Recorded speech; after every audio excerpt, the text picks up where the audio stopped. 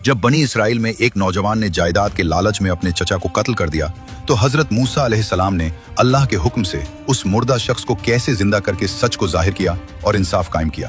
ये उस वक्त की बात है जब बनी इसराइल में एक बहुत अमीर आदमी था जिसका कोई बेटा न होने की वजह से उसकी सारी जायदाद का मालिक उसका भतीजा था।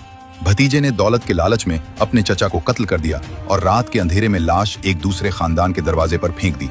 सुबह उसने खुद ही शोर मचा दिया कि मेरे चचा को कत्ल कर दिया गया है, जिसकी वजह से दो खानदानों में जंग का खतरा पैदा हो गया।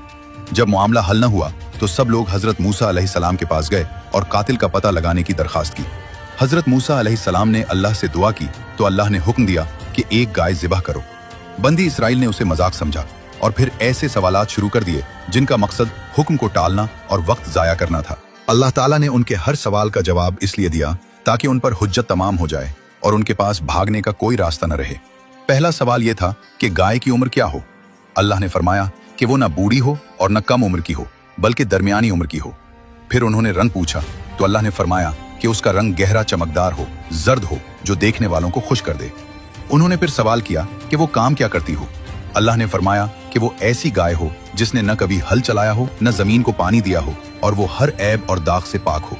ये तमाम सवाल जवाब हजरत मूसा अलैहिस्सलाम के जरिए किए गए, यानी कौम सवाल करती और हजरत मूसा अलैहिस्सलाम अल्लाह से पूछकर उन्हें जवाब देते। बनी इसराइल ने उन सख्त शराइत की वजह से पूरी बस्ती छान मारी। आखिर में उन्हें एक यतीम नौजवान के पास ऐसी गाय मिली। उस नौजवान ने गाय की कीमत उसकी खाल के बराबर सोना मांगी, जो बनी इसराइल को मजबूरन देनी पड़ी। गाय ज़िबह करने के बाद अल्लाह ने हुक्म दिया कि इसका एक टुकड़ा कत्ल होने वाले शख्स के जिस्म पर मारो। जैसे ही टुकड़ा मारा गया, मकतूल अल्लाह के हुक्म से जिंदा होकर बैठ गया और साफ लफ्जों में कहा कि मुझे मेरे इस भतीजे ने कत्ल किया है। ये कहकर वो दोबारा वफात पा गया और यूं सच्चा कातिल पकड़ा गया। ये पूरा वाकया कुरान मजीद की सूरह अल बकरा में दर्ज है।